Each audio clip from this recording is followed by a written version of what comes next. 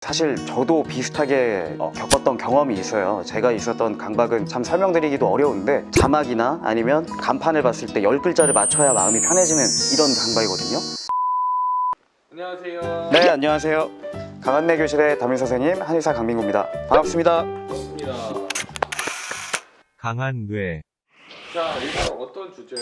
네, 오늘은 이게 사실 상당히 좀 어려운 질환인데요. 신경정신과 질환 중에서도 난치성 질환에 속하는 강박장애에 대해서 오늘 얘기를 좀 해보려고 합니다. 강박장애 병인가요? 강박장애는 질환 상병명에 확실하게 올라 있는 질환이고요. 지금도 많은 분들이 이 강박장애라는 질환 때문에 힘들어하시고 불편을 겪고 있습니다. 정확히 무엇인가요? 강박적인 면은 사실 사람들 누구나 조금씩은 갖고 있을 수 있어요. 뭐 예를 들면 물건을 줄 세워놔야 된다든지, 아니면 우리 어렸을 때 보면 횡단보도 건널 때 하얀색만 밟고 건너고 뭐 이런 것들도 있잖아요. 이런 것도 어떻게 보면은 강박적인 면, 강박적인 성향인 건데, 강박장애는 뭐냐면 이러한 강박적인 생각 혹은 강박적인 행동 때문에 일상생활이 진행이 안 되는 이런 경우를 이제 우리가 강박장애라고 해요. 그래서 너무 일상생활에 악영향을 미쳐서 치료가 필요하다라고 의사가 진단하는 분들을 강박장애 환자라고 하는 거고요. 네, 강박장애 역시 신경정신과 질환으로 다뤄지고 치료를 받는 질환입니다. 강박의 환자들은 어떤 케이스가 있을까요? 대부분의 분들은 강박적인 면은 있지만 강박장애 수준이 아니기 때문에 실제로 이렇게 임상에서 환자분들을 보면 케이스가 굉장히 다양합니다. 예를 들면 스마트폰에 어플리케이션이 바탕화면에 순서대로 이렇게 있는데, 이거를 이제 예를 들어서 내가 봤어요. 뭐 땡톡이랑 네이버랑 뭐 유튜버랑 순서대로 있는 걸 봤는데 보고 껐어요. 근데 아까 네이버랑 유튜브 순서가 네이버가 먼저가 맞았나? 그러고 다시 켜요. 아, 맞네. 닫고 또 그걸 확인해요. 그래서 그 확인하는 횟수가 30번이 채워져야 제대로 확인했다라고 생각하고 넘어가요. 이런 식으로 집착을 하는 경우들도 있고, 혹은 내가 본 게 맞는지, 내가 확인한 게 맞는지에 대해서 불안하기 때문에 글을 읽을 때도 중간까지 내려왔다가 다시 앞으로 가고, 뭐 10페이지까지 읽었는데 다시 1페이지로 가고, 또 글을 읽다가 영어 단어가 나오면 그 영어 단어가 내가 아는 뜻이 맞는지 확인을 해야 돼서 어학사전에 검색을 합니다. 영어 단어. 그러고 검색을 하고 다시 또 읽다가 영어 단어가 나오면 또 검색을 하고, 이런 이제 굉장히 다양한 그 강박들이 있는데, 이러한 강박들의 공통점은 뭐냐면 강박적인 성향을 가지고 계신 분들이 불안함이 좀 있어요. 왜냐면 내가 봤는데도 이거를 믿지 못하고 걱정이 되고 불안하니까 다시 확인을 하는 거거든요. 그래서 이러한 분들은 기본적으로 좀 쉽게 불안함이나 긴장감을 느낀다는 거, 이런 부분들도 좀 공통점이라고 볼 수가 있겠습니다.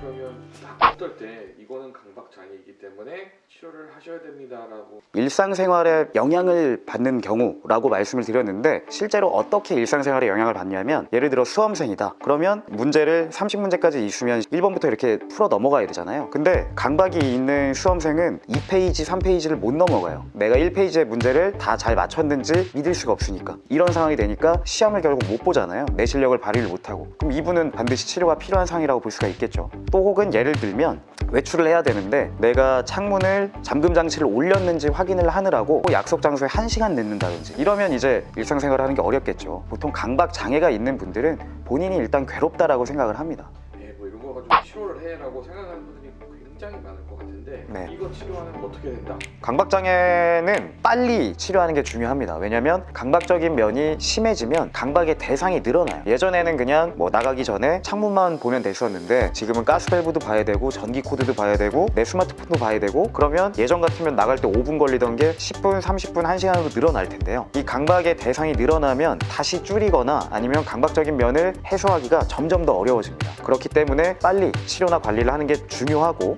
강박장애가 있는 분들의 특징이 뭐냐면 자기가 불편하고 이게 답답하니까 자꾸 검색을 하세요. 그래서 강박장애 환자들의 이 증상을 공유하거나, 혹은 강박장애가 좀 완화되는 법, 뭐 이런 식으로 이제 단편적인 정보들을 많이 얻는데, 내 증상에 대해서 혹은 내가 강박적인 면을 느끼는 거에 대해서 검색을 시작하면 끝이 없어요. 그리고 자극적인 내용 혹은 부정적인 내용들도 많고, 그래서 강박적인 생각이 들어서 검색을 시작할 때 끊어야 됩니다. 그냥 핸드폰 꺼놓고 다른 거 하러 가셔야 돼요. 한의원에서는 강박장애를 좀 어떻게 치료하는지. 강박장애는 아까 말씀드렸다시피 비교적 중한 질환이기 때문에 일단은 호흡을 길게 가져가는 편이에요. 그래서 5주에서 6주 정도 치료가 진행이 되면 강박적인 강도나 빈도에 어느 정도의 영향이 생깁니다. 조금 덜해지고요. 그래서 치료를 하는 방법은 일단 기본적으로는 한약 복용을 하면서 내원을 하셨을 때 이 불안함이나 이 심리적인 안정감을 찾을 수 있게 도와드리는 침치료도 같이 병행을 하고요. 또 계속 강박적인 생각을 하다 보면 목이나 어깨가 이렇게 움츠러들면서 근육 긴장도 많이 올라오거든요. 그러면 이 근육의 긴장도를 풀어드리는 치료들도 같이 병행을 하고요. 이런 치료를 하면서 제가 아까 말씀드렸다시피 검색 안 해야 되는 거, 그리고 강박적인 성향에서 빨리 빠져나오는 거, 그리고 이거는 이제 제가 한의원 오시는 분들에게만 따로 말씀을 해드리는 건데, 강박장애가 있는 분들은 보통 호흡을 할 때 목이랑 어깨 근육을 같이 씁니다. 이렇게 긴장이 많이 돼 있으니까. 그래서 이 목이랑 어깨를 제가 누르거나 힘을 빼놓게 한 상태에서 호흡을 하게 시켜요. 그러면 강박이 있는 분들도 내가 호흡을 잘하고 있나 느껴야 되니까 강박에 대한 생각을 자연스럽게 잊어버리면서 호흡을 편하게 하는 데 도움이 되거든요.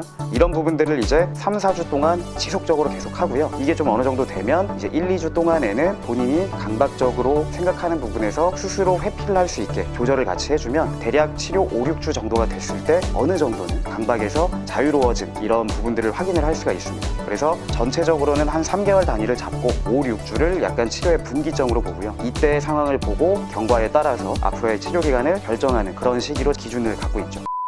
강박의 증상이 굉장히 다양하고 폭이 넓습니다. 근데 또 없어지긴 굉장히 어려워요. 이 증상 때문에 혼자 고민하시는 분들도 많고 또 가족분들한테 얘기했다가 이해를 못 받는 경우들도 굉장히 많은데, 이런 부분들도 분명히 치료가 필요한 부분이니까 치료기관에 오셔서 상담을 받고 치료를 받는 거에 대해서 겁먹지 않으셨으면 좋겠습니다. 네, 지금까지 강한내규실의 강민관 의사였습니다. 감사합니다.